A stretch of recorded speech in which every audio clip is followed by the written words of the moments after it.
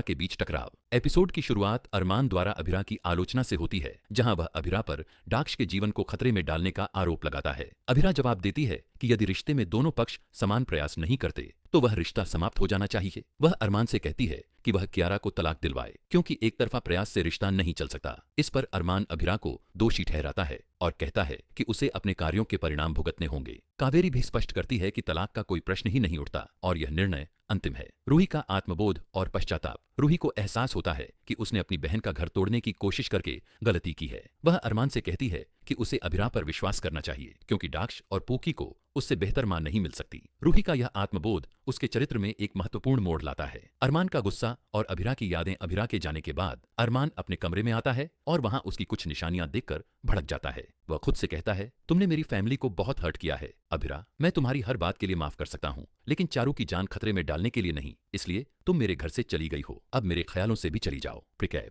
विद्या की चिंता और रूही का समर्थन। प्रिकैप में दिखाया गया है कि अरमान विद्या से कहता है कि अभिरा को अधिक सावधान रहना चाहिए। विद्या चिंतित होती है कि कहीं अभिरा पूकी के साथ भी लापरवाही न बरते। रूही अरमान का सामना करती है और कहती है कि उसे विश्वास करना चाहिए कि डाक्ष और पूकी को अभिरा से बेहतर मां नहीं मिल सकती। एपिसोड का सारांश। यह एपिसोड भावनात्मक टकराव, आत्मबोध और पारिवारिक संबंधों की जटिलताओं को दर्शाता है। अरमान और अभिरा के बीच बढ़ते तनाव, रूही का पश्चाताप और विद्या की चिंता सभी मिलकर कहानी को एक नए मोड़ पर ले जाते हैं।